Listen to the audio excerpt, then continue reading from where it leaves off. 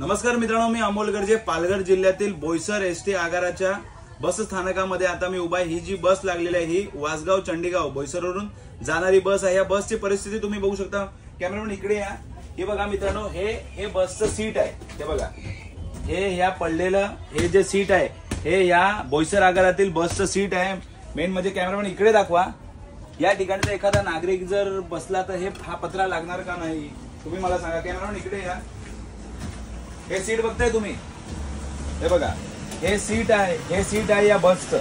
विशेष म्हणजे तुम्हाला सांगतो मित्रांनो की नागरिक हे तिकिटाचे पैसे देतात। महाराष्ट्र शासनाला बसमध्ये बसण्याचे तिकिटाचे पैसे हे नागरिक देत असतात। त्याच्यानंतर जर अशा असुविधा पूर्ण जर बसेस जर बोईसर आगारामध्ये असतील किंवा पालघर जिल्ह्यातल्या अन्य बस डेपोमध्ये पण असतील, मग त्याच्यात नागरिकांचा काय दोष आहे? तुम्ही तिकिटाचे पैसे तर पूर्ण घेताना। आता या ठिकाणी जेवढे सीट आहेत त्याच्यातले मी काही सीट तुम्हाला दाखवले की काही खराब आहेत, काही तुटलेल्या परिस्थितीमध्ये पडलेले आहेत। मग त्या नागरिकांनी तिकीट काढल्याच्या नंतर उभा राहून प्रवास करायचा का? त्यांच्या जे हक्काचं जे हे आहे, त्यांच्या हक्काचं जे सीट आहे त्या ठिकाणी ते जे पैसे देत असतात त्या सीटवरती बसायचे, त्याच्यानंतर देखील जर त्यांना जर असं उभा राहून जर प्रवास करायची जर वेळ येत असेल तर त्या तिकिटाचे पैसे शासन घेते का?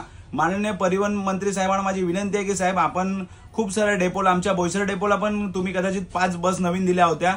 नवीन बस दिल्या म्हणून आपला जय जयकार करण्यात आला, पण विशेष म्हणजे ह्या ज्या तुटक्या फुटक्या ज्या बस आहेत, अशा परिस्थितीमध्ये ज्या बस आहेत पालघर जिल्ह्यामध्ये त्या बसेसांचं काय? कारण नागरिक पूर्ण पैसे, नागरिक हा टॅक्स पण भरतो, नागरिक बसमध्ये प्रवास करण्यासाठी तिकीट पण देतात, तरी सुद्धा अशा परिस्थितीमध्ये बोईसर आगारामध्ये ह्या बस आहेत। मित्रांनो, व्हिडिओ जास्तीत जास्त शेअर करा। धन्यवाद।